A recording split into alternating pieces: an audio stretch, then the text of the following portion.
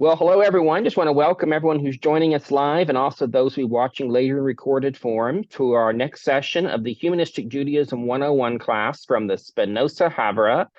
Just a reminder, if you're new to us, we'd always love to hear from you.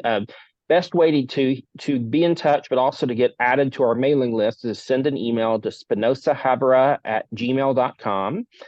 And other than that, I'll mention that today we have a guest speaker. We're very excited to have a guest speaker. It's Rabbi Jonathan Cohen from Arenu Humanistic Congregation in Toronto. I think Martin got to spend some time with Jonathan when he was up in Toronto, and so I'm really excited. We'll get to hear from him today. Also, I'll mention we do have some readings that are on the class, the Google Doc that has information for the class. And I think maybe there's an assignment too that Martin put on there. So I'll just mention that. But other than that, I will not be able to be here the whole time because I'm going to be seeing my father in just a little bit for Father's Day. But just want to thank everyone for being here. And other than that, I'm going to hand it off to Rabbi Jonathan. Hi, everybody. Thank you very much for having me today. I had the pleasure a couple weeks ago of attending the Spinoza Havara for the first time, and I thought it looked like a lovely community and a beautiful service, and I admire what you're doing, and I'm happy to be here with you. Martin had asked me when he was visiting Toronto, he and I started talking at some point about Jewish law, and I have some background in it. I used to teach it as a subject at the University of Florida, along with in kind of a prior career I had as a law professor. And how Jewish law folds into humanistic Judaism, or how it even fits in liberal Judaism more generally, is to me a very interesting question and not a simple question. And I'm happy to look at that with you today and hopefully have a discussion about it. Let me ask, though, before I kind of dive in, if I consider you at this point, I'll call it almost uncontaminated, because you haven't heard anything I'm going to say. So I was just wondering, when you think about Jewish law, I'll call it Jewish ritual observance, halachah, however you want to put that. I'll talk more as time goes on. I know for some of you this may be entirely new, but for others it may be very old hat or something. What just to give me a sense of a baseline, does it play any, if you were to say where I am when it comes to that subject to begin with, ranging from it plays no role at all in my life in any way, to it informs it a little bit, to I actually dislike the stuff, to I think this is a really important part of what it means to be a Jew, including a humanistic Jew. I'm just curious, where are you all? Anybody is there anyone who would share kind of where they are when it comes to that question, just so I have a sense of you and maybe you have a sense of one another? I think Lori was first and then Ziana. I view a lot of it as ethical guidelines that I can lean on and that can guide me in ethical issues and how to, work for Tikkun Olam, work for change in the world.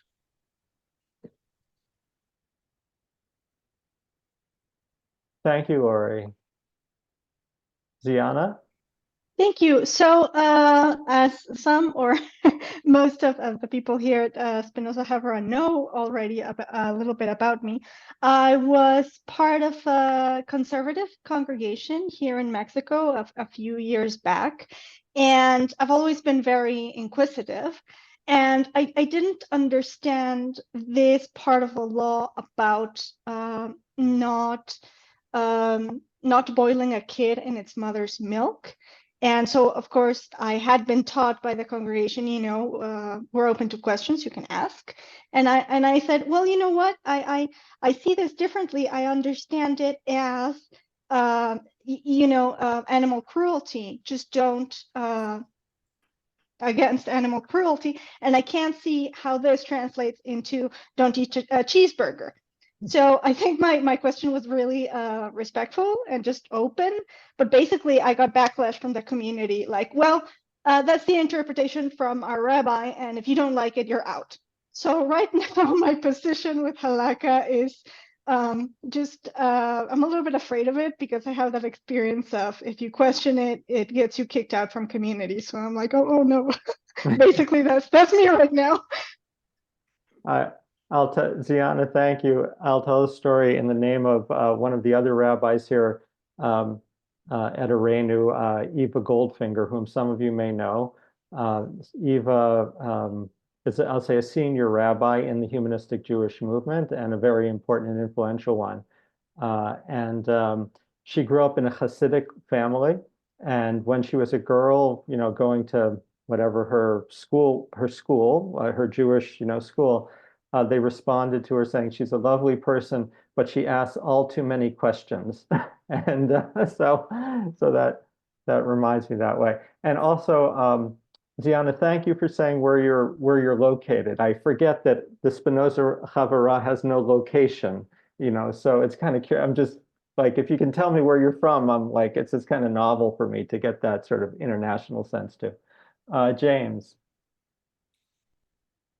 Yeah, for me, Halakha, I find it interesting, and I kind of enjoy engaging with it as an intellectual construct. Um, I There are elements of it that I think there's helpful things there. There's a lot that I don't agree with, that I guess I would say that I'm probably guilty of what some people call cafeteria Judaism, of taking some of this, taking some of that, taking this, not taking that. And so I feel pretty comfortable that that's not a bad thing. I do respect people who have a higher view of it. Martin is a good example. He has a much higher view of it, and does so humanistically. I admire that. I don't really have that high, don't have share quite that high of a view of it, but I do find it interesting. I also think it is helpful to know about, just if you engage in pluralistic Jewish situations. Great example is I think it's helpful when I visit. There's two shuls in Oklahoma City that I sometimes go to for various reasons: Reform Temple and the Conservative Synagogue, and each of them have very different kashrut policies. And so knowing that at the temple, the Reform Temple, you can't bring in treif, pork products, shellfish, but they don't care about mixing meat or cheese. They don't care about the other rules, except at Passover, and they're really strict. Conservative synagogue is nothing comes in the doors unless it's cooked in a kosher kitchen, follows all the rules to the letter. Now, I prefer the reform approach, but I need to know the conservative approach because I don't want to breach their rules when I visit. I think it's helpful to have that orientation, even if I, in my own personal life, don't hold to some of the same rules. James, thank you. And you're in Oklahoma, if I got that from Yes. before. So Mm-hmm. thank you. Ovadia? Yes. For me, when it comes to kashrut, I'm kind of like, and like, the halacha in general, it's kind of like I'm disliking it, and it's also a bit inspiring or incorporated into my life out of habit sometimes. Like not mixing meat and dairy, or some, minor things like this thing that Reform doesn't care about. I kind of cared about because I learned it in a philosophical context. Like when I read Rambam, like he kind of said, like, oh, this is against idolatry and whatever. Like it's a mark of distinction, so to speak. So if I have a reason behind it, or if it makes sense to me, as a meaning, then yes. But other than that, I see a lot of halachic practices. They're just like invented. Then, like that's what I think. To me, at least, they feel invented, then enforced. If it feels like that to me, then I disconnect from it. That's all. Ovadia, thank you. Lane. Hi from Memphis. This is also very interesting. I would say I am newish in my explorations, and have kind of a knee-jerk rejection of all the rules. especially rules that in some fashion don't make sense to me.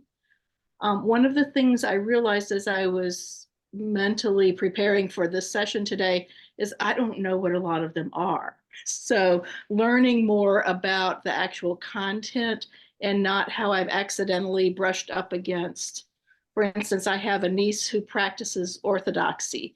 When she was young, her mother took her in that direction without my brother's consent, and it made for disruption of our family gatherings because of kashrut primarily, but also other Shabbat, weekend custody kinds of things. So I have that experience of, I think that's not the intent for the faithful to put a wedge between peoples. So I kind of have that, but there's the piece that is kind of drawing me. Number one, I need to learn more. Number two, what is it that has meaning for me? And then secondarily, maybe to be humble enough to let it teach me what its meaning is, like the doing before the understanding part. So that's kind of where I'm sitting today. Wayne, thank you for sharing. I think you're not alone in, I'll call it an ambivalent relationship, if you will, with the subject. I think that's true actually for many in our community. Gabrielle.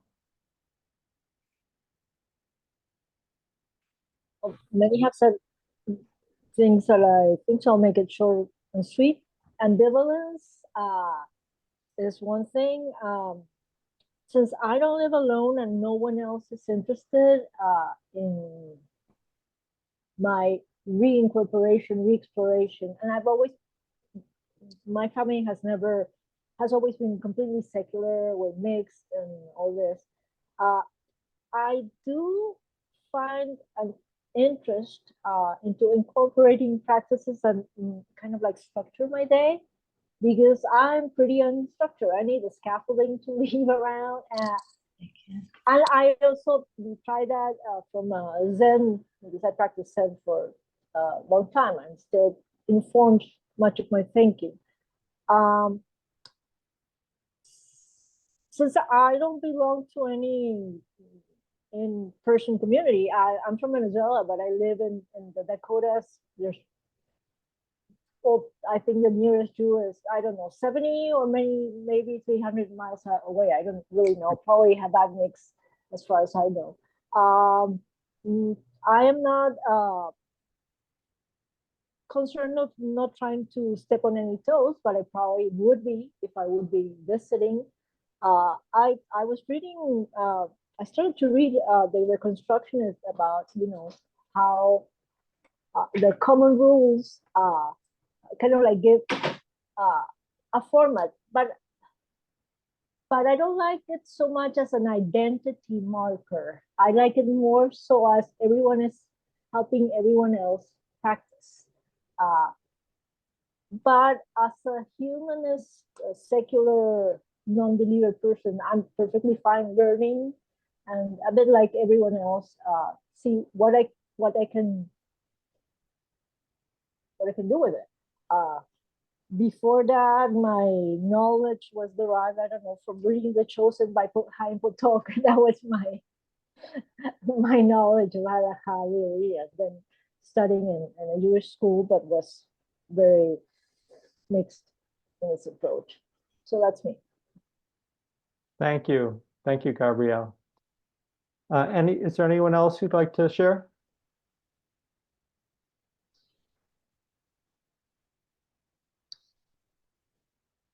Okay.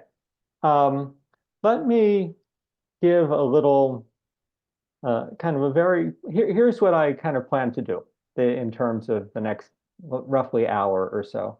I wanted to give you some background on Halachah and the evolution of different approaches to it within Judaism, different movements, the conservative movement, the reform movement, how people think of it, what it covers and things like that.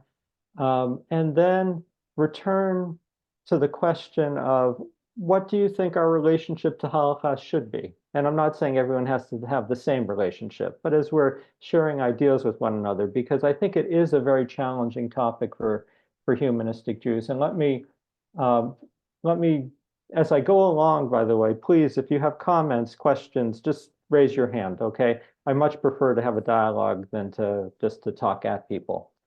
Part of what makes this, I think, a difficult subject is finding what I would call a middle ground. And by a middle ground, I mean something like this. If you go into the Orthodox world, and Orthodox to ultra-Orthodox, they will say that observing halakha is core to what it means to be a Jew, to practice Judaism properly, right? And by halakha, I mean the mitzvot. There are positive mitzvot, negative mitzvot. Halakha refers to Jewish law. And they'll understand that as having been given by God to the Jews at Sinai. So that's one kind of view of halakha and what it means to practice Judaism properly. Once you, and to some extent in the conservative movement as well, they'll say people should follow halakha. Another end of the spectrum is I'll say halakha has nothing to do with us view. We don't want halakha. This is a quote. Let me read a quote from, this is a guide to humanistic Judaism. So this is put out by the humanistic Jewish movement on halakha. And I'll quote verbatim under halakha. It says, "To be an Orthodox Jew is to affirm the authority of halakha. Humanistic Jews reject the concept of supernatural revelation and thus deny the authority underlying halakha." So humanistic Jews say this was not given by God, at Sinai, right? Okay. Humanistic standards of behavior are based upon reason as applied to human experience. So reason should guide what we do in our behavior. But when it comes to halakha, we reject the authority of a halachic system. Any thoughts on that? Any reactions to that? You like this statement? You dislike it? You like it in part? Lane, is your hand still up? I can't, on purpose, or it's I just... didn't undo it, but yes, that sounds like I maybe could have said it. So you're good with it? I don't know. I you have been. I don't know if I am now. Okay, thank you. Adam. Hi. I think it makes perfect sense from a humanistic perspective. That's all I would say, really. I think it's it being, just for clarity, it being the statement that the humanistic movement made? Yeah. Okay. Mm-hmm. Yeah. I think it's perfectly, what's the word? Consonant, in line. Sorry, I can't think of the word, but I think you know what I'm trying to say. Consistent with. Congruent with humanistic Jewish thinking. Yes. Thank you. Thank you. Ovadia. I like most of it, except that I think that if there's something uniquely Jewish, if we basically can go back and see that there's something that is very is so Jewish to the extent that it doesn't have like an influence or like a parallel elsewhere, I think those kinds of halachot should have like a bit of a special status, not in the sense that they should be enforced or acknowledged, just in the sense that they should be recognized. And whoever wants to go by them should be, open to them as an option. That's my opinion on this. So I'm hearing two things from you, Ovadia. One is a resistance to enforced halachot, right? Coercive, if you will. And another is, I'll call it a respect for Jewish particularity, that some of these things that our culture is kind of uniquely embedded in them, if you will. And so that may inform how you think about it. Ziana, excuse me, it takes me a while.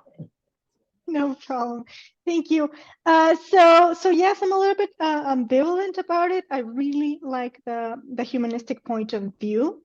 I think I would adopt it myself. But one of the texts we were reading about Reconstructionist Judaism and how Kaplan and other authors viewed it as important to the identity, it gets me thinking. So I'm a little bit ambivalent right now. Like, I'm totally in with a humanistic view, but maybe there's some added value to reworking the whole thing.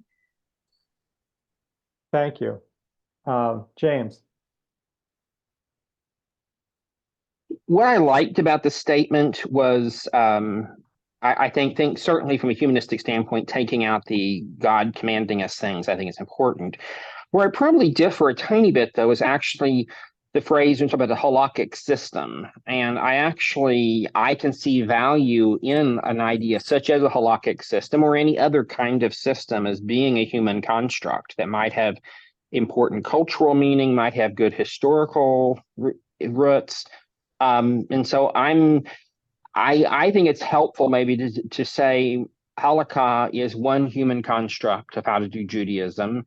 And it might be helpful to know about it, to learn about it, and to engage with it in ways that make sense to us. I think it's definitely not wanting the coercive element, definitely taking God out of it, but I can see value in engaging with it.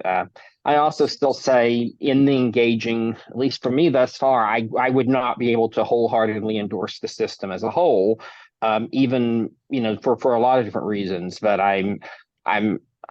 to me, it still feels like it's a human construct, and as humanists, we shouldn't be afraid of looking at human constructs, and even more so, human constructs rooted in the Jewish tradition. So why not look at it? Why not engage with it? Thank you, James. For me, part of wonderful points, everybody. This is I'll say this is a complicated puzzle, in my view, which is part of what makes it fun. Okay, it's not simple, but that doesn't mean it's not worth looking at. For me, part of what brings me personally to the subject is what I would say. I'll put it this way: humanistic Judaism, to me, needs to be about more than belief. If something is about just what beliefs you hold, what values you hold, that's great. I think it's good, that we think about what beliefs we hold about the world and so on. But I also think there needs to be an action level, a practice or an action that's a component of it. Now, many people will say, well, the way we practice humanistic Judaism is through tikkun olam, or through being a good person or something like that. And those are important ways, I think, to practice humanistic Judaism. But I also, part of what leads to this to think about is, well, is there a way we can practice it ritually? And by saying that, I don't mean that everybody has to be doing the same thing, but I think for me, that's part of what brings me to this puzzle. I think just for example, I think there's beauty and value in lighting candles on Friday night. I think it helps to create an experience for people. I'm not saying that the two, and part of what makes it challenging is, well, you have such a tradition that says, oh, this is the proper way, going back to Ziana's comment, right? That this is a system, you have to obey the system and subordinate to that system. Well, how do you work with the tradition and the heritage that's part of, that's found there, but in perhaps a slightly different way? I don't know. So I hope this will be of use. Let me take you through some of the history, because I think people it might be helpful in thinking about some of these questions, and just to lay out some of that context. So first thing, just so people understand, halakha, or Jewish law as we know it, as let's say the Orthodox world knows it, okay, is not the same thing as biblical law. Just to be familiar, the Bible, the Torah, has all sorts of laws in it, right? And some of them are laws that I suspect all of us would accept to this day, such as you shall not murder, right? Others are laws ranging from you shouldn't mix linen with wool or something like that. There's a whole variety of laws that sit in the Bible. Jewish law as we know it really today, and in traditional, let me give you also, in traditional Judaism, there's a notion that two things were revealed at Sinai. One was what was called the written law, Torah Shabiktav, that we think of as the 5 books of Moses, right? The Torah. The other was the oral tradition, Torah Shebaal Peh. And for the Orthodox world, the understanding is that both of these were given by God. One was written down, one wasn't originally written down. The oral tradition wasn't written down until the time of the Mishnah in approximately the year 200 CE. So, and then following the Mishnah, just so you have the background, that contains many laws in it. Also, you have later the Talmud, the Babylonian, the Palestinian Talmuds come along, roughly the years 500, say several hundred years later. These contain further discussions of Jewish law. You have great codes of Jewish law that are produced later on, like the Mishnah Torah and the Shulchan Aruch. And the reason, in part, you had these codes produced is if you look at documents like the Mishnah and the Talmud, if you've ever studied them, they have some narrative in them, they have some law in them. They're not laid out the way a legal code would be laid out, right? They're almost educational documents from an oral tradition. And later on, Maimonides was the first to really want to do this in force, came along and said, I want to clean this up for you. I just want to tell you what the laws are. Bing, bing, bing, bing, bing. And even then, there's dispute over what those laws are. I say all that because when you look at Jewish law as practiced today, when people are talking about halakha, it's important to recognize that this is not biblical law. It's a different creature. So to go back to, I think it was Ziana was talking about boiling a kid in its mother's milk or something like that. About all that the Torah has to say when it comes to kashrut, kosher laws, is that. It's like a little one-line sentence. That's all. If you look at people who are following kashrut laws today, I mean, kashrut laws involve an extensive system of regulation of how you slaughter animals and mixing milk and meat and dishes and ovens and koshering your ovens, and you're going to have this during the regular year and this during Passover and so on. So there's a whole apparatus of rabbinic law that the Orthodox world would say, in essence, was all revealed at Sinai, and it's just being kind of parsed out or spelled out a little bit more by contemporary authorities. In my view, I don't take that view of it. I think this kind of law accreted over the ages, for the Jewish community that followed it. But that's one aspect of it. It's not just biblical law. And if you really want to just okay, I'll leave that there. Another thing to recognize when you think about what halakha is it covers what we might call both ritual law and non-ritual law. So by ritual law, I mean things like, I'll call it religious practice. Not driving on, not using electricity, not lighting fires on Shabbat, how you're supposed to pray, what foods you can eat, and things like that. Halakha also covers things like torts, tort law, and criminal law, and property law. There's a whole system. This is a comprehensive legal system. And the distinction that I'm making between ritual Jewish law and non-ritual Jewish law isn't actually one that halakha tends to make. It's kind of a modern spin on it. There are discussions of mitzvot ben adam lamakom, mitzvot between a person and God, and ben adam lechavero, between a person and his neighbor within halakha. But it's a comprehensive life system and social system of regulation, roughly put kind of like Sharia would be for someone. Okay, it organizes society, it organizes your personal life. It's not just when we think about what halakha means, even for the Orthodox, say in Canada where I am, right? If an Orthodox person is involved in a criminal act, halakha in all likelihood is not going to be governing the prosecution against them, right? It's going to be the law of the state. So mostly halakha is restricted to the ritual realm in its functioning for people who live outside of Israel.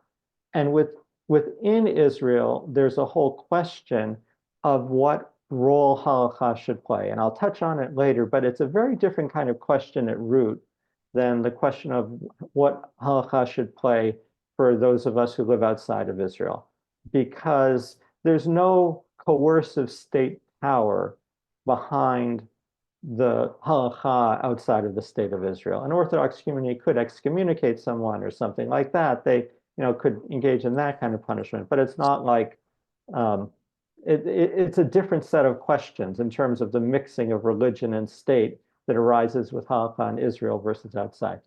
Ovadia. Yeah, I just wanted to comment on something that you said. If I remember, you said that there's the ritualistic and non-ritualistic element, and that's like a modern spin-off, right? Yes. So I think in my studies, at least, I've seen that you can divide halakha into three categories. You're probably aware of them. Like one is like the hukot, right? Like there's some laws that are, at least that's the closest thing I can tell you to what you said from a religious, at least classic background. There are mitzvot that you can actually deduce why they're there. They're obvious. It's like swara, it's like it's very obvious. There are mitzvot that they're kind of like you can guess, right? Like you can see, you can derive, like you can study them and understand and try to understand them. Then the third category are mitzvot that you can never comprehend. And these are the mitzvot that the Orthodox kind of like say that, yeah, the miracles and all the beautiful things about Judaism is basically that third category. I think that classification that I just mentioned to you is closer like the ritual versus non-ritual, because like the obvious mitzvot are generally in the non-ritual category, because you can easily deduce them like from human experience, like for example, do not kill, do not steal. Like you don't even need that, like they call this natural law, in the sense that you don't even need Torah in Jewish philosophy for those kinds of mitzvot. That's at least from what I learned. So what do you think about that? Thank you, Ovadia. That kind of framing of dividing up Jewish law internally that way is much closer to how yes, I would say, to what you're saying, to how the traditional world thinks about Jewish law. The partitioning I'm making between, I'll say, ritual and non-ritual law, or ethical and non-ethical mitzvot, you'll see the reform movement go, is more, it's sort of more a reform construction of how you might partition Jewish law. And the point that some of them have, some of the mitzvot have, I would say everybody's going to defend, like don't kill, don't steal, right? This is versus, a mitzvah saying you have to only wear garments made of certain clothes, that you can't wear a garment with linen and wool mixed together. I agree with what you're saying, but let me just say that on a short level, there are different ways you could try to carve up halakha for discursive purposes. I'm not going to go the route you're saying, but it's certainly one that the traditional world could use to do it. Okay. A couple other background points. I'm going to say something that may seem obvious, but it's I think, a very, very important point. When we think of the role that law plays in a society, right, there's a really fundamental difference between halakha and typically when we think of law in most, I'll say, Western democracies. I came from the United States originally. This is true in Canada. Halakha is a duty-based system. In Canada, in the United States, law is at root a rights-based system, right? So when you think of the Bill of Rights in the United States, right, it basically says what a person has the right to do. You got that? Makes sense to you? I have freedom to say this or not, freedom of speech, freedom of association, freedom of religion. It's a freedom-based system built around rights. Halakha is a system built around duties. That's a really different fundamental aspect to halakha when you think of how these two, when you're comparing legal systems. So when you think of any thoughts on that? American law, I mean, there are a few exceptions, but basically, and I don't know the countries you are in, it doesn't tell you what a person has to do. I mean, maybe you have to pay taxes at times. It may be of a certain age, you have to enroll in the army. If you have a child, it may require you to provide certain things for a child and so on. But in the main, generally speaking, it's not telling you how you have to lead your life, right? Halachah is quite different in that quality. It's a system of duties, not rights. Lane. The words that came to mind when you said that was the difference between should or have to and get to. Okay. I get to speak freely. Yes. Not obliged to have free speech. Yes. But I may be obliged under the other system to, I don't know, not drive my car on certain days of the week. And there are lots of areas, I'll just say, forgetting about ritual mitzvot, like, are you obliged to light Shabbat candles? Are you obliged to blah, blah? There are areas where halakha will even require you to be like a busybody if you see something going on. A classic case in halakha would be if you see someone who's being chased by someone with a knife who's going to kill him, right? Can you just stand back and watch it unfold? And halakha is going to say no. If you can intervene and intercede to stop this from taking place, you're supposed to stop it from taking place.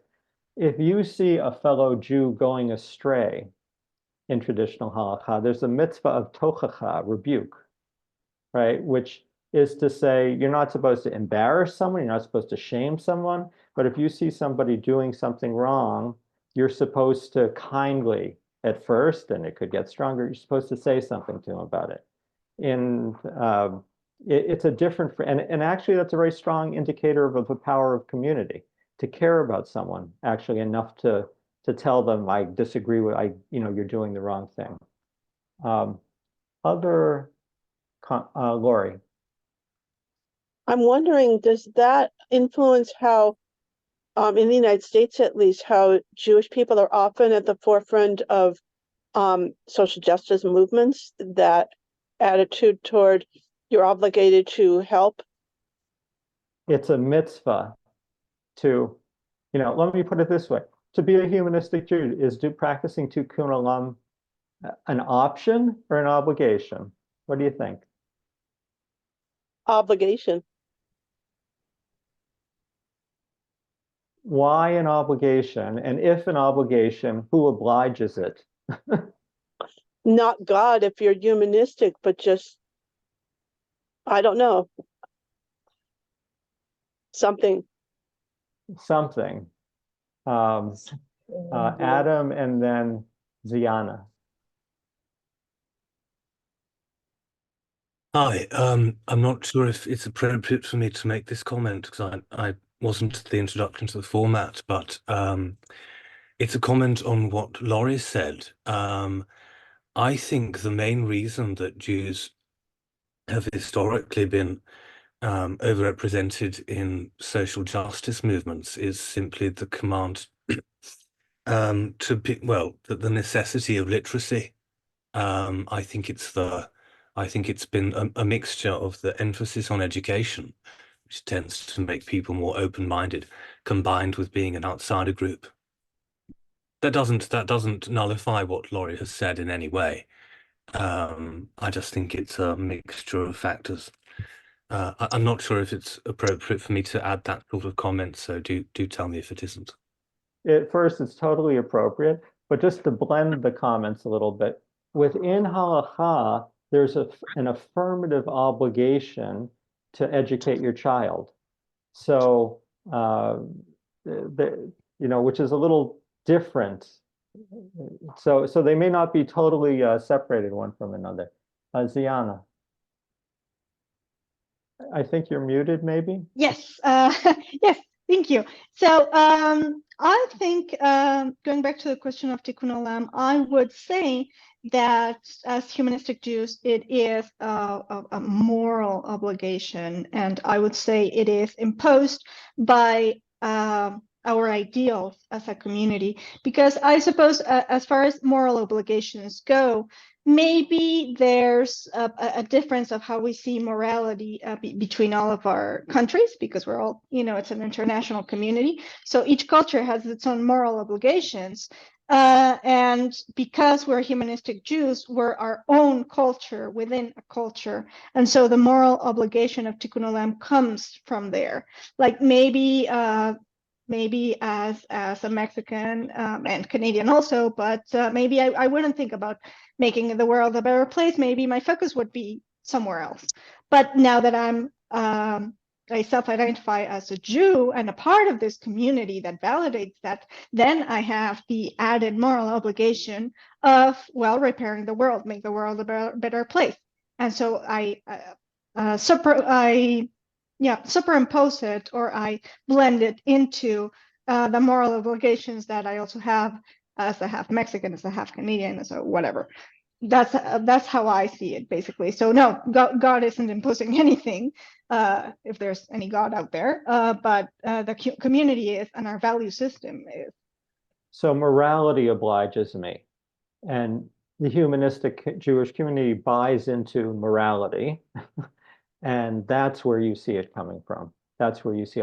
I'll get back to you. I see there's a hand of Adia and Gabrielle, but I just want to say, in a moment, I'm going to get to the Reform movement, and it's going to go in that direction in many respects. It's going to think about what halakha is rooted in ethics and morality, and what of it is rooted in other things, if you will. Avadia. I personally don't think you should be obligated like Tikkun Olam. I'll just say my personal opinion and also add the secular humanistic opinion from the way I understand it. Like I think of it this way. So, uh, I don't think humanistic Judaism in any halakha or any way or form would force you, or wants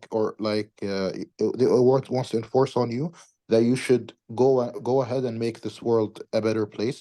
You have the recommendation and you have the option. As for the same reason, that is like that is from the that is regarding the emphasis on action, of course. Like, instead of prayer or the supernatural, for the same reason they would not forbid you to pray. Like if you actually are a humanistic Jew and you have like some sort of religious belief, so if you pray, there's no like nothing forbidden in that. But at the same time, given the emphasis of action, I think it's very unlikely that you'll find a humanistic event about prayer, since we emphasized a lot of times that it's actually action that you should put first, and that's what humanism is all about. So at least from the way it was presented to me.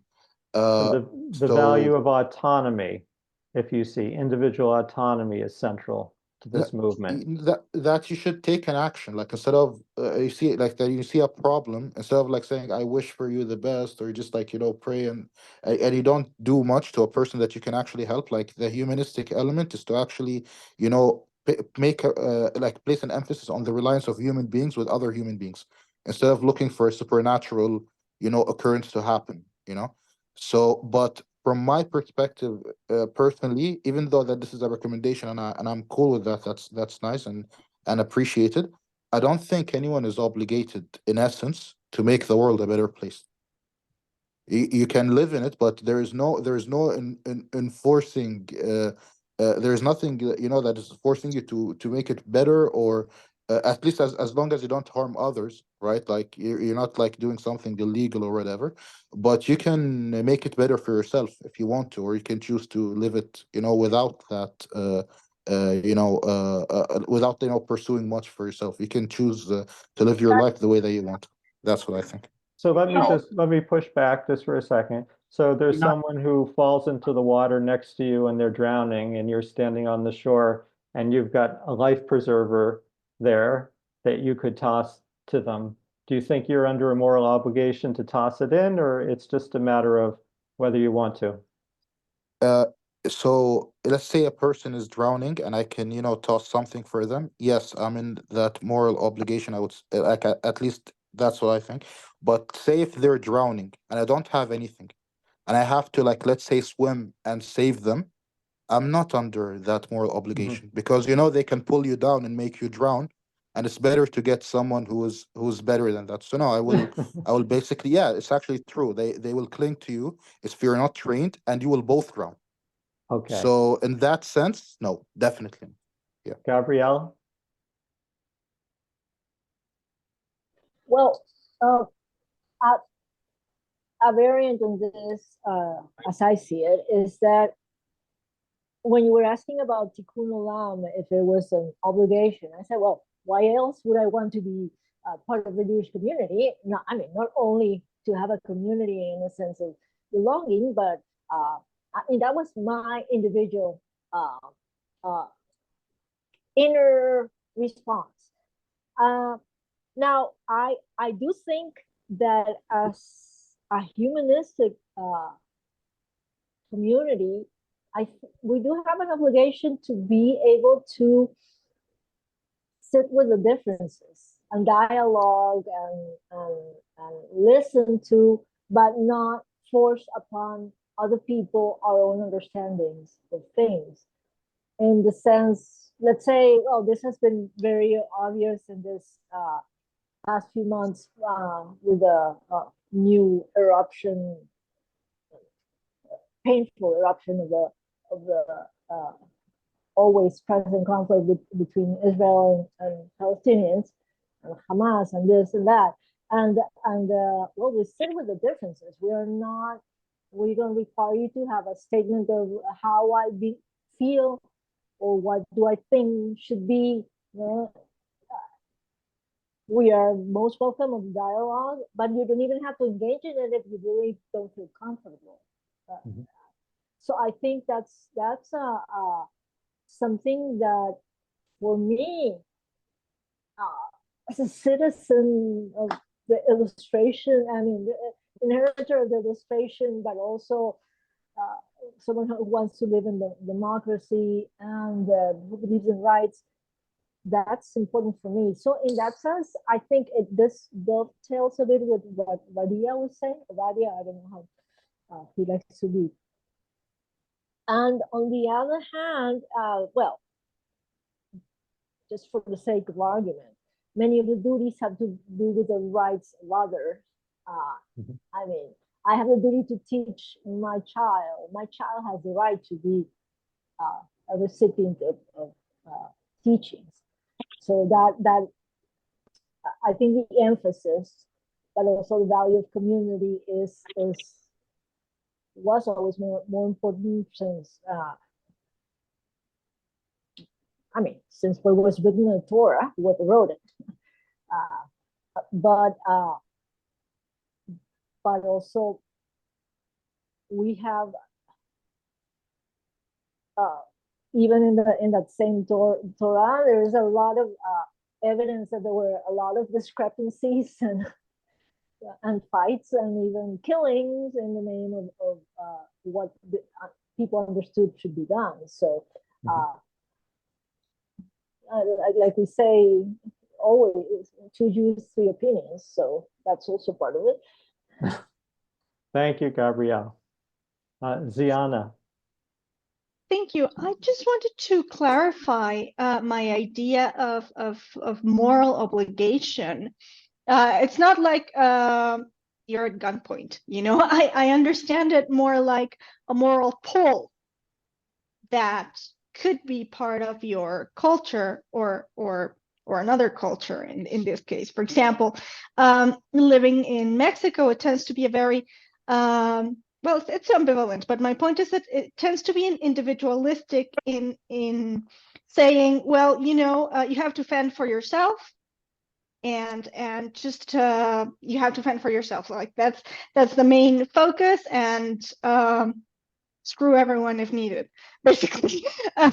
And so to me, now being a Jew, Tikkun Olam says, hey, no, the screw anyone if needed is not correct. You actually have to work towards bettering the world. So I don't think the community, or I don't know, James or Martin or anyone, is imposing an obligation of you have to work towards Tikkun Olam, but I think it's a moral pull saying you're part of this community, these are our values, get to work.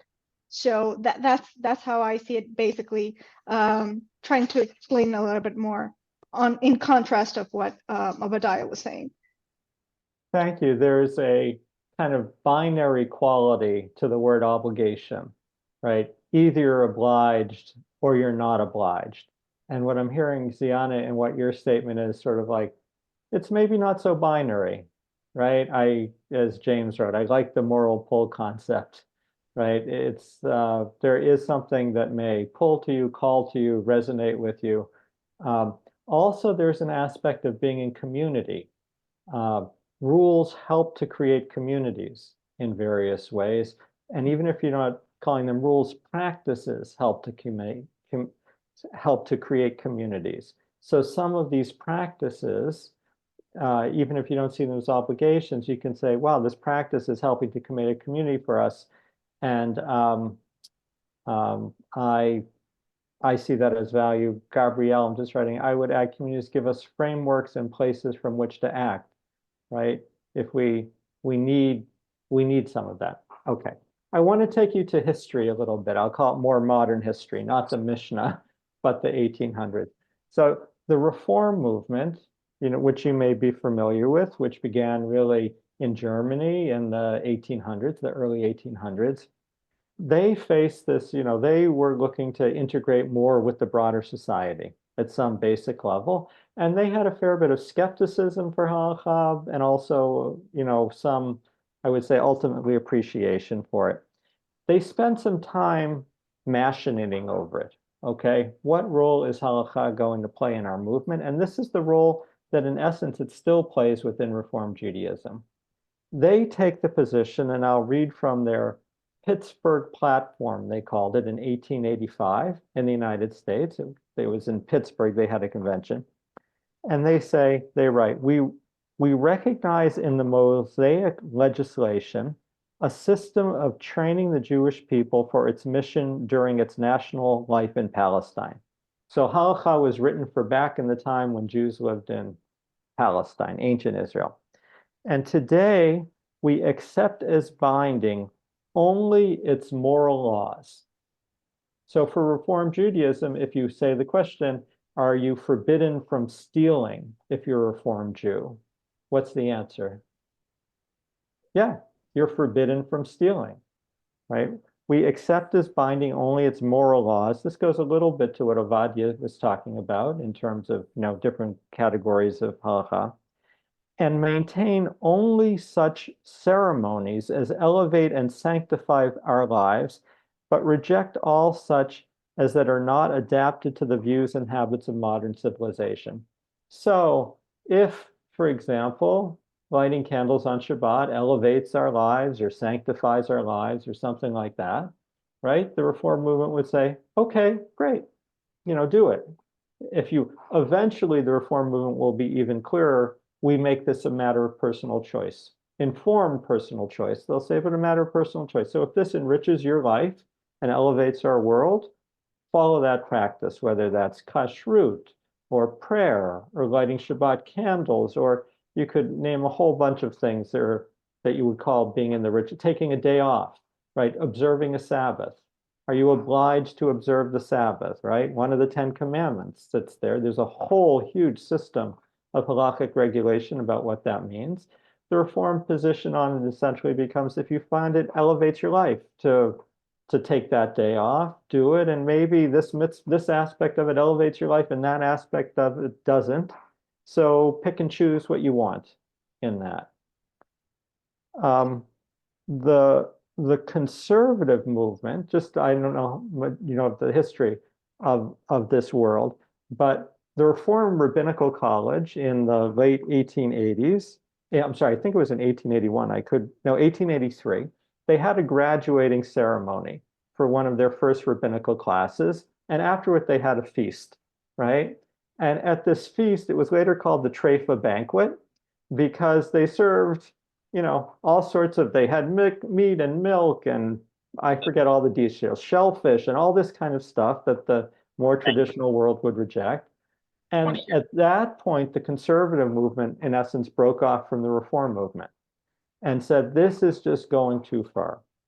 And for us, and the conservative movement, if you say, what's the position of the conservative movement vis-a-vis halakha, they will say halakha is still binding. Ritual and non-ritual halakha is binding on Jews. However, we are going to update it more. We're going to amend it more than the Orthodox world does. So I could give you examples of it, but that's sort of the conservative approach. Later, the Reconstructionist movement kind of broke off from the conservative movement. Rabbi Mordecai Kaplan taught at the Jewish Theological Seminary for many, many years. And he took a much more sociological view of things. And he said, a lot of these things are the Jewish people's folkways, is how he called it. So these are community practices that evolved over time. And in his view, communities could change those folkways. He didn't see, halakha, just for what it's worth, gives a lot of power in traditional Orthodox communities to the rabbis, because the rabbis are the decisors of halakhic questions. In the Reconstructionist view, they said, well, we'll let the local communities decide what their norms are going to be. So you're going to have a lunch on Shabbat, a Kiddush lunch, and people are going to bring food. Well, our norm is going to be, it's going to be a dairy potluck, or it's going to be a vegan this, or something like that. We can establish norms, but we're not bound by them in a really much more traditional sense. To me, one of the most interesting questions deals with, I'll say, ritual practices, rules of, well, let me pause before I go forward. Any thoughts on that evolution? And humanistic Judaism, I'll say, basically Sherwin Wine, who founded the formal humanistic movement, right, at least the one that I'm a part of, he was trained as a Reform rabbi. And I think the position of the humanistic movement is essentially, it's not the same as the Reform movement. The Reform movement says you should make an educated choice about whether you want to follow a mitzvot or not, but that's your choice. The humanistic world, I think, de-emphasizes mitzvot even more. You know, nothing that we won't stop you from eating, you know, matzah at Passover, but we're not going to push it in a big, heavy way. We won't stop you from observing Sabbath, but we're not going to say, you know, be preaching Sabbath observance is a really good thing to be a proper humanistic Jew. You have any thoughts on this evolution of different movements and their approaches to halakha? Ovadia. I just I want you to kindly elaborate on the conservative approach, because it sounds a bit vague to me, in the sense that they can take I think a position that was like, you know, previously stated, but not the actual halakha, then choose to implement it by voting on it or something on those lines. Like, for example, you can drive your car on Shabbat, and it's kind of similar to the, or at least they kind of mirror to a certain extent the majority element, even though technically to me majority is Orthodox. It's not conservative in Israel, but it's kind of like that's the closest thing that they try to kind of go for, even in the way that they marketed themselves or presented themselves. So what do you think is, like, in one sentence, as you said about reform, that it's the moral aspects of the halakha that are relevant to us, that you would say on the conservative movement that can, you know, encapsulate that approach? That's my Well, question. they see the conservative movement, I'm sorry, I can't do it in one sentence. You know, Hillel could summarize things on one foot, but I can't. And just formally speaking, the conservative movement has what they call their Committee of Jewish Law and Standards, which is a body of approximately 20 rabbis who are very, very learned on halakhic issues, who are making decisions for that movement. On some things, and also let me say, even within the Orthodox world, it's easy to paint Orthodoxy as an unchanging monolith. There are progressive halakhic voices within Orthodoxy. If anyone knows, there's a place called the Shalom Hartman Institute in Israel. You may know David Hartman, who was the rabbi who founded it, has a wonderful book called The Living Covenant, where he talks about in essence, the evolution of halakha within orthodoxy. So even within orthodoxy, halakha is not always viewed as immutable or something like that. But the conservative movement, sometimes they make changes. You can drive on Shabbat to go to shul. So, right, under traditional Jewish law, there's a prohibition on, lighting a fire on Shabbat, right? That's in the Bible. And later rabbinic authorities interpret the sparking of electricity as creating a fire. So if you're starting a new electric current, that creates a fire. If you have an existing electric current, that's not a problem. So you can have a hot plate that runs all of Shabbat, or you can have a Shabbat elevator that runs all of Shabbat going floor by floor because the current is already created. But to create a new current is a problem, kind of thing. So the Orthodox world doesn't allow you to drive on Shabbat. The conservatives are a little more flexible, kind of like the Masorti world that we read about in that article.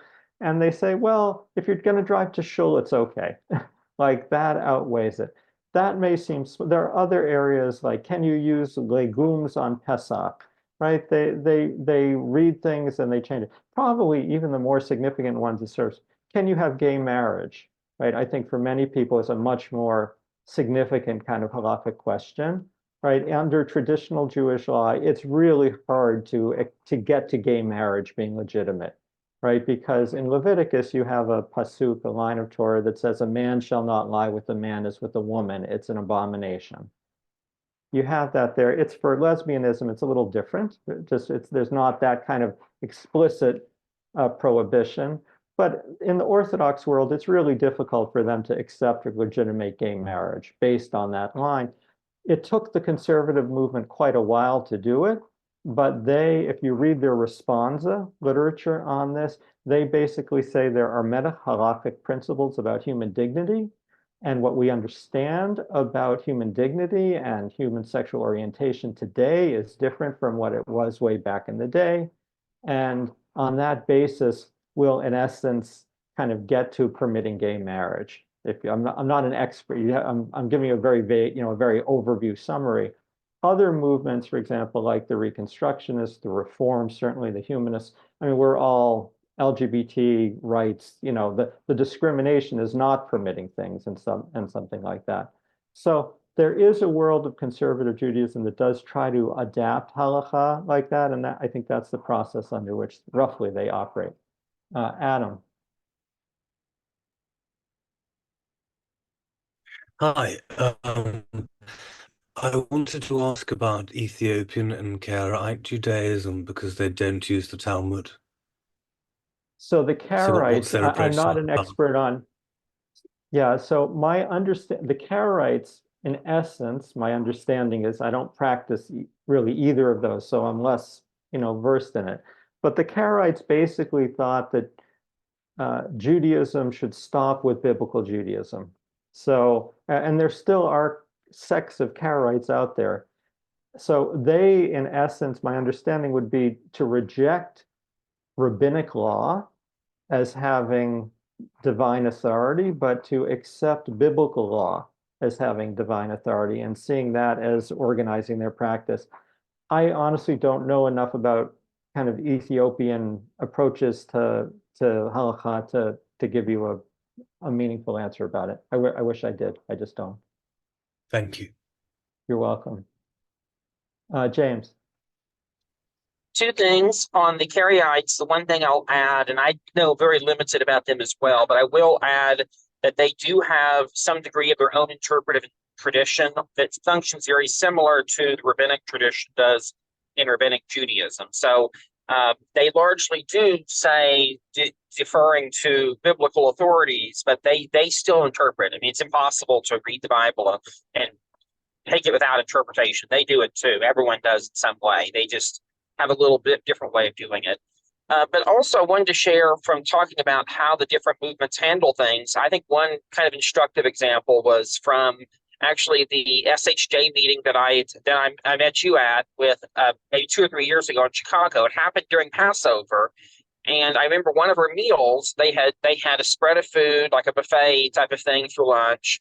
And at one end of the table was matzah The other end of the table was regular sliced bread. Now, under traditional Jewish law, you should only have one of those things at the table, the matzah. But for humanistic Jews, about some of the people there, and I remember just out of curiosity looking to see which bread people chose, and it seemed to be about 50-50. Some people went for sandwich bread, some people went for the matzah. And what I liked about it was the thoughtfulness of saying some people are more observant, let's provide matzah. But on the other hand, I mean, for some traditionally observant people, that would still be, how can you have a meal eating with other people and there's other people who are completely breaking the rules? But I think nonetheless, I think that's an example of how it kind of plays out in humanistic circles. Of often, I think there is more and more awareness of being mindful that there may be people that hold the more traditional views, and that can we accommodate them? Yes, but are we going to censor them, make them that the only way? No.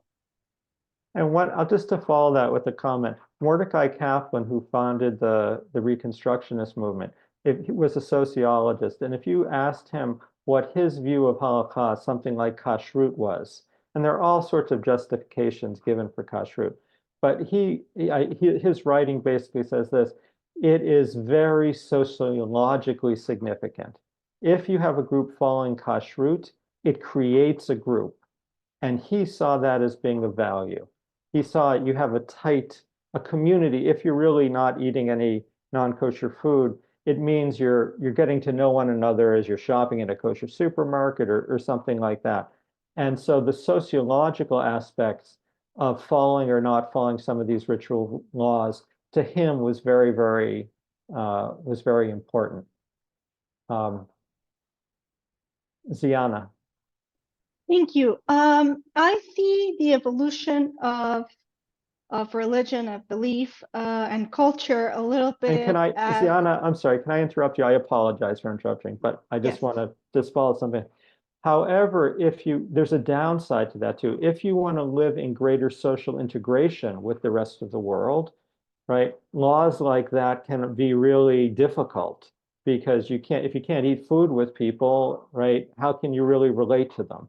So to me, I'll go back to what James said. To me, it's not surprising that the humanistic Jewish world is much more open, flexible, whatever you want to say on something like that, because we're trying to live more integrated with the broader society than kind of not in an insular way. Ziana, I apologize, but I just wanted to add that. No, thank you, thank you.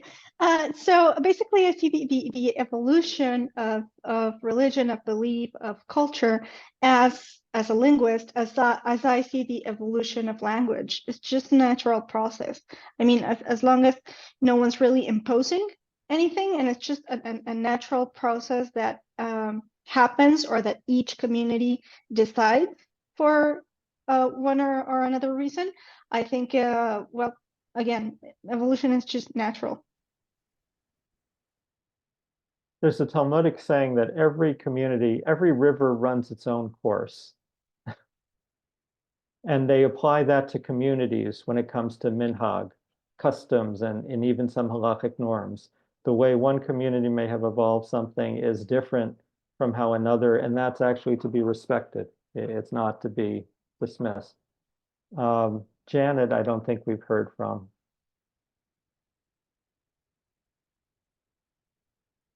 Janet, would you like to say something? Or maybe it's... Sorry, can you hear me? Mm-hmm.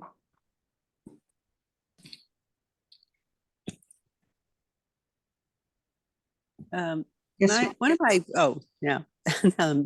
can see me. I just find the whole thing in some ways disrespectful to the real reason why these changes happened. And they really happened because of the Renaissance and scientific awareness and the Protestant Reformation. To me, I give all the credit to those issues. And it's almost like Judaism, Reformed Judaism, thank goodness, came to their senses and said, maybe we should follow along with these other groups. But they did not, but they act like they came up with them, but they did not, in my opinion, they didn't come up with any of them. Unless they happen to belong, like Spinoza to be one of the original people who believed in them. And I think it would be much better to say the truth of where they came from and where they continue to come from. I still see all those groups as ahead. It's almost like Judaism is just lagging behind, and it's just digging its heels into like wanting to stay in the past. And I disagree about the kosher. I think, yeah, it may have had some benefits sociologically, but most of the reason to me is economic. It keeps it's a forced exclusion of other people. It keeps the money among the same people. I don't see it as having almost any good attributes. I think almost all of it was exploitive, and designed for, at best, solidarity, under bad circumstances. But for the most part, I think of it as an exclusivist system that was detrimental, probably. Well, some parts of it at the very beginning had to do with health. And I definitely agree with the health issues,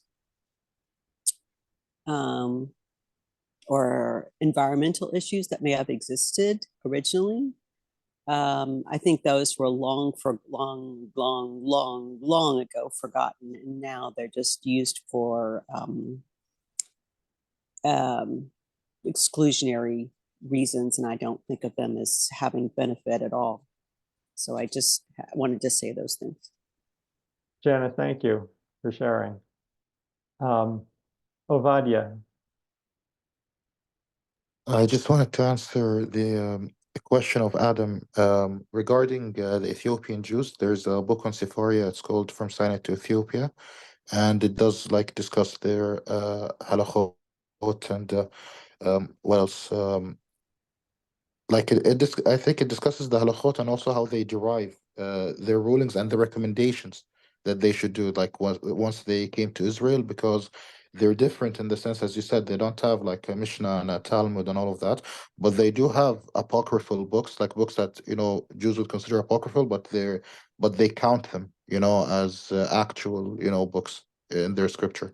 So that influences them, plus the Orit, which I think is 7 probably books instead of 5, like the Torah, which is 5. So that's Ethiopian Jews.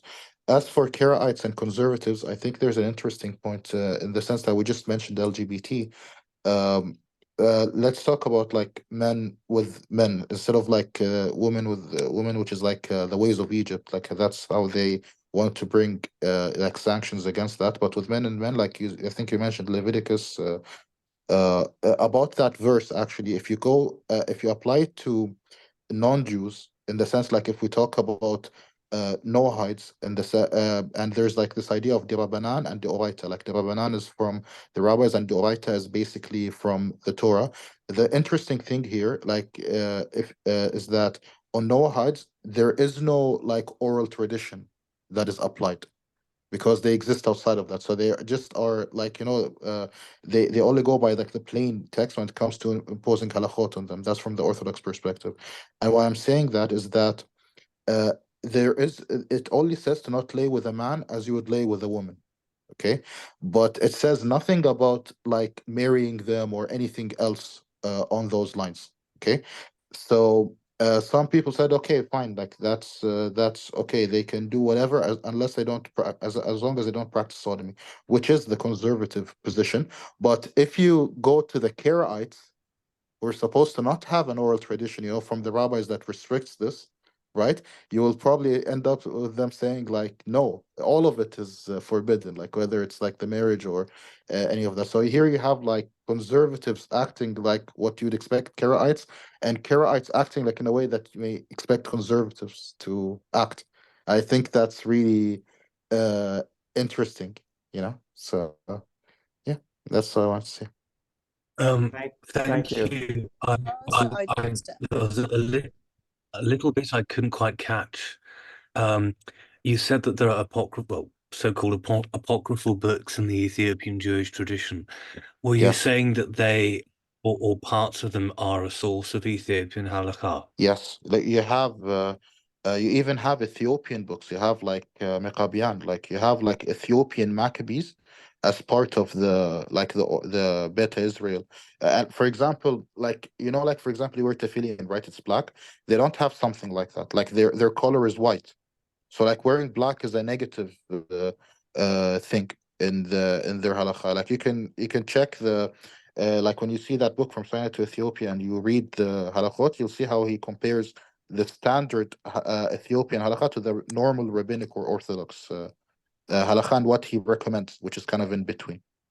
So yeah, Thank you. I think it will be a cool book. Yeah, welcome. David.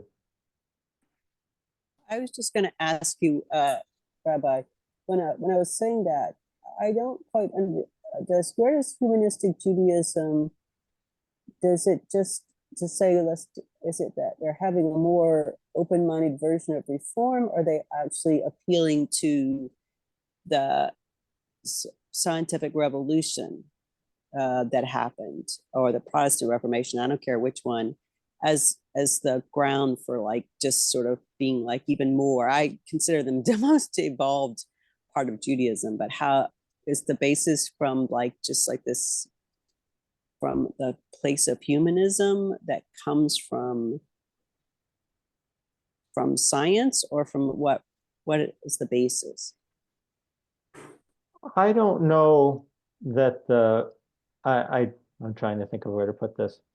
I don't know that there is one single official understanding within humanistic Judaism of how a person needs to approach halakha, or how the movement approaches halakha.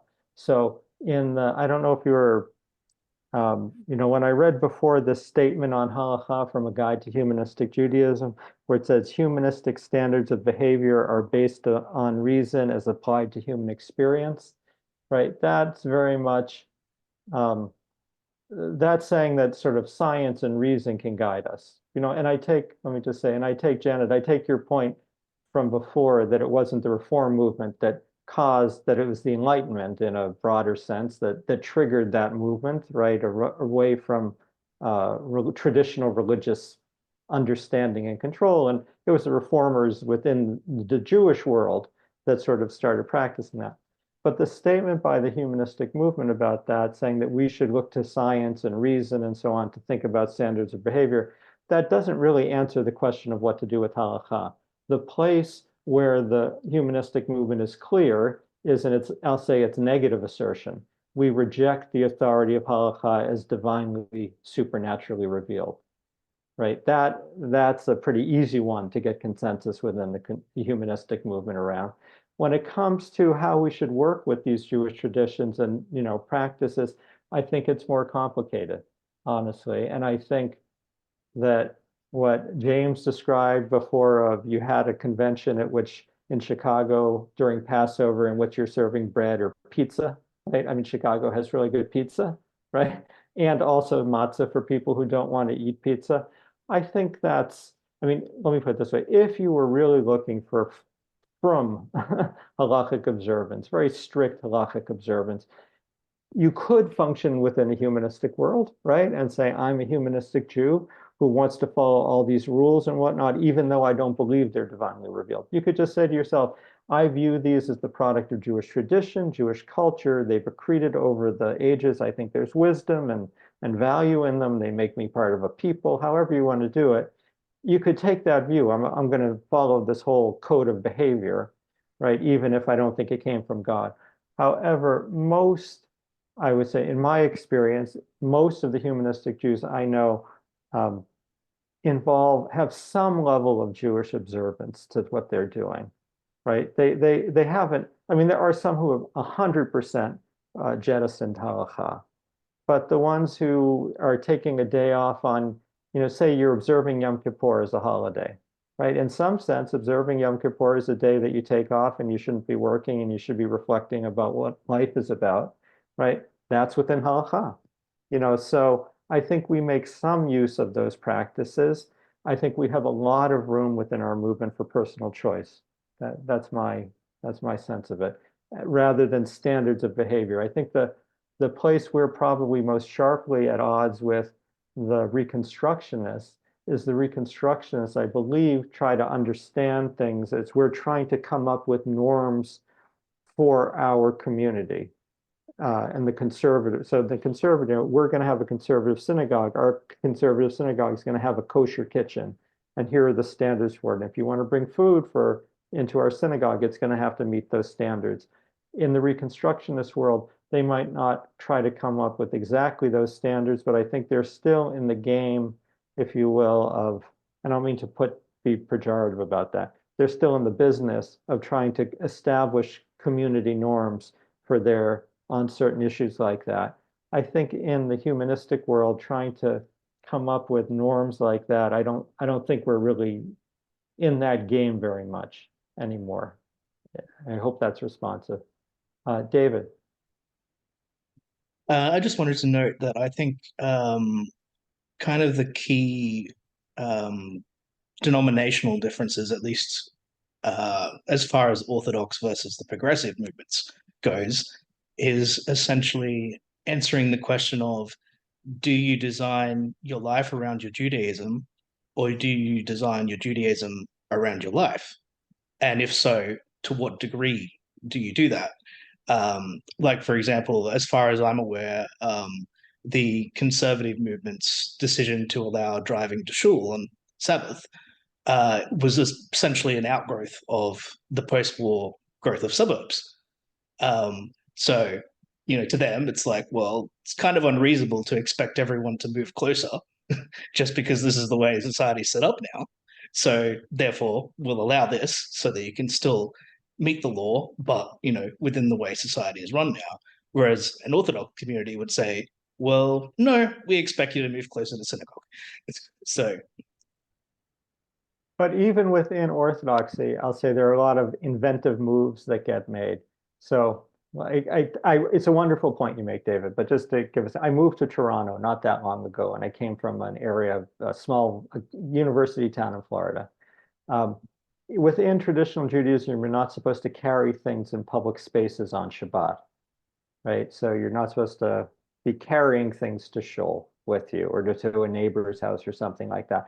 However, there's kind of a legal workaround called an eruv, which is like a delineated area in which we'll say this is permissible. Okay, well, Toronto has an eruv. Toronto is an enormous city that runs around all of Toronto. Okay, so there are ways, so the adaptability of law to human experience. There was a famous U.S. Supreme Court justice named Oliver Wendell Holmes, who was what was known as a legal realist. And he said, the life of law is not logic, but experience. So what the conservatives were doing, David, to go back when everybody's in the suburbs and you can't walk, and now we find a way to permit it. I think it's a wonderful point, that you're making. I do, but there is flexibility in many of these. Okay. Let me open it up for thoughts, for questions, for comments. Do you see, for those of you who would say, I'm a humanistic Jew, okay? Maybe you don't see yourself that way, or just I'm a Jew, however you want to put it, or I'm not, I'm just affiliate, I'm just interested in this. Do you see this system playing a role in your life? How do you think about it? Where are you when we can talk and talk and talk, but when you kind of shake it all out and think, how am I going to use this stuff or not use this stuff?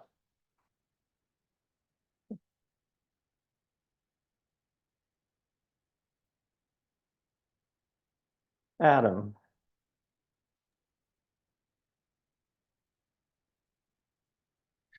In my case, never. I think consequentialism is the best. Some form of consequentialism is the best way to live one's life morally. I think some aspects of halakha could be interesting historically or anthropologically. I think some of them are unintentionally funny, but it doesn't have any bearing on my life. What's in the way I would make decisions. Actually, no, hang on. No, ritually, actually. I think rituals are good. But then I don't feel obliged to engage in rituals. For me, that's a choice. And if I have something more pressing on a holiday, then unfortunately I would attend to the thing that is more pressing. So other than rituals, and even then, only if I have the leisure time to engage in it, then halakha has zero influence on the way I live my life. Okay, so halakha, if I've got you, is mostly for the museum, right? Yes. Except in the ritual domain, you might dabble from time to time. Yes. Thank you. James. I think for me at this point in my life, I value Halakha as a source book of resources, a source book of cultural inspirations that I might pull from, that I might find value from. I think I'm more interested, though, fundamentally not, I mean, as far as Halakha as being a system that has, with rigidity, that has been somehow processed as a community, that probably is less meaningful to me now. But as far as valuing that Jews have, looking how Jews have wrestled with these issues before, have worked through these things, I find that to be very useful. The same reason I sometimes study Talmud. A lot of it to me is kind of out there. I don't always see the relevance, but I still, I don't want to cut off the history. I think the history is valuable. And so I see it's, but maybe as a source book, as a set of resources for play. I think actually the word, that would be the word I would use mostly, is maintaining a playful spirit with it. I think it can be very useful. Thank you. Ziana. Thank you. So how I see it, first and foremost, I would have to be a lot more informed than I am now in order to make a decision. There's a lot of things I have to learn and read yet. So first I would do that to fully understand the breadth and the scope of halakha. But specifically on ritual halakha, I would like to learn more, and I would say that if there is something there that enriches my life as a Jew and doesn't hinder it, in general, if it's not something that causes, maybe some kind of OCD, like I'm not doing this right or I'm not doing this right. If it's not imposing anything of that matter, if it's actually just enriching my life, then I would take that on personally. Thank you. Avadia. As another point that it may have not been said, sometimes it's not just that I feel halakha can be irrelevant. Sometimes I feel a bit of anti-halakha when it comes to a certain point. Like, let's say, for example, you have a, I'll say it on two levels. There's like there's one there we already covered. I think maybe Lane probably said points that are about, like, ethics. Like, for example, let's say, like, there's some principles in halakha, as was classically said, that we can say are completely incompatible with our ethics, especially like the way, let's say, we treat others, or let's say like some fundamental human rights, which the conservative position already covered, when they fixed, or like when they modified their halakha. But I, for example, let me bring in the cultural element. Let's say there's some actions, that I'm doing in like the mitzvot of Pesach or Passover, basically, where I'm leaning down or doing like Roman-ish stuff. There are some elements like that when I go back and I want to find their history, I feel like they're just borrowings. When it comes to these elements, I don't really like feel that attachment to them, in the sense, like, I feel I wish if they weren't even there, you know to a certain extent, when I approach them. So I like, when I looked into Judaism, and when I mean, I'm not gonna say I'm a halachic expert or a posek or anything. Like, I saw like things that are unique, to Judaism, and I saw things that are just like a copy paste, right?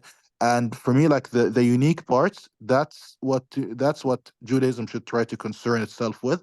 As for stuff that is after the exile, and like, comments, and this person's opinion and that other person's opinion, that to me is like, that's not what I'm interested in. I think there should be like a recycling of all of that material and de-emphasization on it. So that's like my position on this matter and how I like relate to halakha. Thank you very much. Lane. I can relate to some of what was just said. I think I don't accept it as law. Period. Meaning by law, meaning binding upon you? Binding, or even that it pertains to me and mine in the now and here. I mean, the history, the museum maybe concept of acknowledging that it was. I really have a hard time with the treatment of women and LGBT people. And it's like, this is not consistent with other belief pieces. However, when I look for how to do Jewishness, there's something about, well, you could light these candles, you could have this bread, you could have this wine on this particular day. There's something about that. I think it was Gabriella who talked about the structure or the frame earlier. And as a, I would say, new-ish explorer into the realm of Judaism and what does it mean? What will it mean? How will it be? For me, what is going to have meaning? I think some of it is about what someone said earlier about resources for, I think the word was play, which was nice. And I think the example for Shabbat is really meaningful for me because I need a Shabbat day in my life now. I need that concept. I need that spirit. I need to do things that make it so, that demarcate it from the rest of my life and that give me something of that rest and peace and restoration experience. And I don't have another toolkit that's any better anyway. So I think that that's kind of interesting to think about the toolkit and what will emerge as most meaningful down the road with more experience in using these particular tools. Some tools I know from the rest of life, they don't work for you until you have a little more expertise with them. What you think might be great is not so great. What you think might not be wonderful turns out to be something that delights you. And so that realm of exploration, I think, is where I am now. Thank you. Thank you. Thank you. Lori. I have to say I resonate with what Lane just said, in that I'm feeling a strong need recently to have some kind of Shabbat, some kind of slowing down. I move too fast, I think too fast, I do too fast, and it's not good. It's not good for any of us really to be constantly in motion as the internet tries to encourage us to be. And it's just human and humane to ourselves to slow down and say, stop, I'm going to pause on that one day. How that's going to look will probably not be the traditional Shabbat of you can't do this, you can't do that. But I want to work out how to carve that out for myself. Thank you. I don't know if you're Paula or Betty Ann. That's me, Paula. I come at this from a different angle entirely. I'm here because of the spiritual aspect. So I'm looking for the spiritual aspect in Judaism, which I may mostly ignored most of my life. But when this came along, I was intrigued by that. And so I look at the halakha for anything that might bring some of that to me. You know, it's like a menu of choices of things. And not, you know, I'm not much of a follower in that way. I'm not much of a, you know, but we try some of them out and we see if that would add more to our spiritual sense. And we're trying a little bit on Shabbat, and we're finding, we're also saying, you know, like, gee, if we don't engage with the news, that's a good thing for a day, you know, It that kind feeds of our thing. spirit, So but yeah, we so love it. we look at it as something. We're Jewish, I've always been Jewish, but not observant at all. And so, and I'm looking for the spiritual aspect. So I look there to see if there's anything that can add that dimension for our lives. And that's how we look at it. Thank you. Gabrielle? Oh, to me, if I see all the original laws attributed to Moses, I think the one original thing and one revolutionary thing for me has always been the idea of a day of rest, socially and humanly, and so I also, in that sense, have taken it upon me to refrain from engaging on some things that don't do me, that are not good for me, like news and interacting in political things, unless people are unless it's really needed. And there's no other day to do it because that's when everyone is doing it and one has to do it. But being so I think I share, even though I know saying a museum is a very harsh thing, I understand that's how I have always lived. I am kind of curious on how I can incorporate my sense of exploration. I don't think you can learn a lot without doing. I think sometimes you learn because you're doing and you see how it works out for you. And I also, since I am pretty much time blind and I have executive dysfunction issues, as I said before, I also look forward to engaging in ritual as a training of being here now, as a training of also engaging in things that are common to Jewish culture and that I value.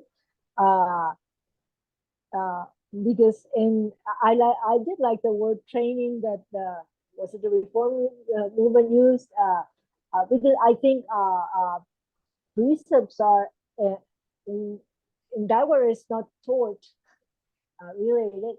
It has to do with how we train and how we shape the way we experience things, how we train our mind, how we train our habits. Habits are as much part of what we are as what we think or dream.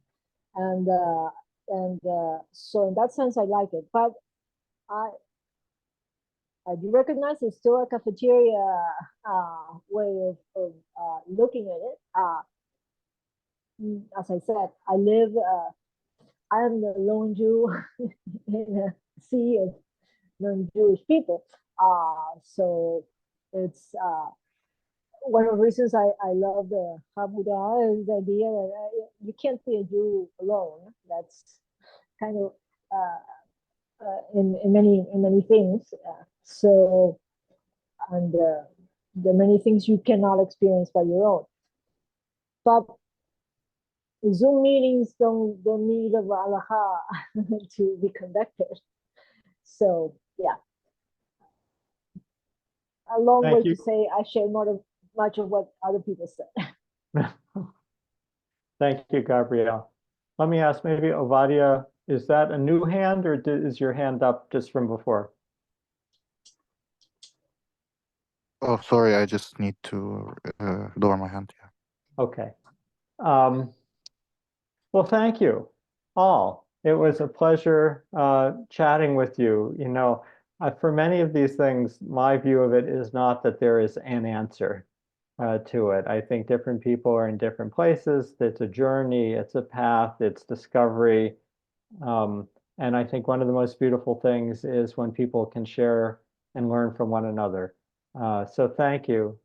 Thank you for sharing. I hope this was stimulating to think about for you. And I don't know who officially concludes this meeting or if anything gets said at the end. I don't, I'm a visitor to this class really. But I want to thank you for your time and for engaging with the topic. So nice to meet you. And if anybody later wants to talk further, you can just Google Orenu in Toronto, Humanistic Judaism in Toronto. You'll get to me. Okay, you can find me that way. So thank you. Well, thank you so much. We're representatives of the Havra at this point, and this was very stimulating. We enjoyed it a great deal, and Thank you. Thank you. Yeah. Mhm. But we're going to hang out a little bit here. I'm going to turn off the recording in a minute, and then we're going to hang out here. So anyone who wants to can continue to talk about the topic. So I think I'll turn off the recording now.